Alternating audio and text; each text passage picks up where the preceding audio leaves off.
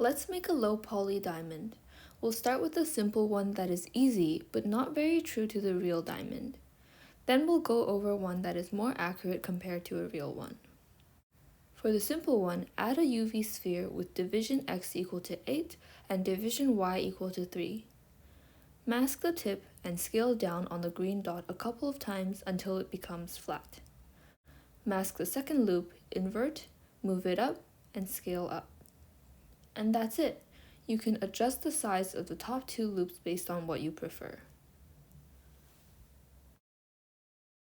Let's do the second way. From the top view, a cut diamond is pretty complex. It looks like two intersecting squares, followed by a set of orange diamonds between the corners, and finally these green lines dividing the gaps into triangles.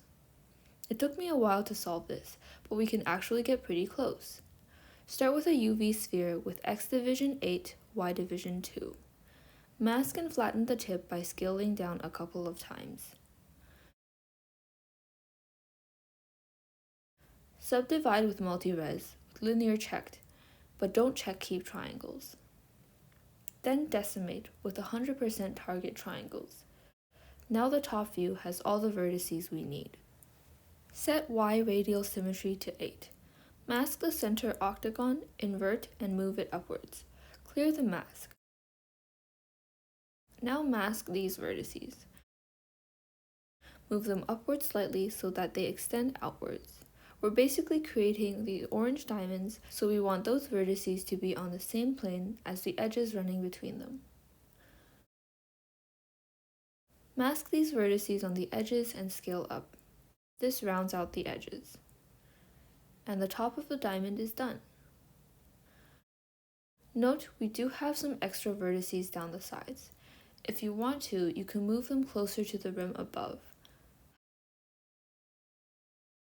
However, I prefer it as is because actual diamonds also have that cut on the side. For the material, I use refraction. Diamond's index of refraction is 2.42.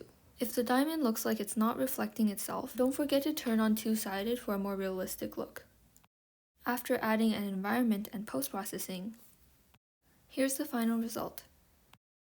If you want your diamond to look extra shiny, paint the material metallic, turn on to blending mode, and lower the opacity. The back face seemed more opaque than the front face, so I turned on inverse culling. This effect is shinier but less realistic.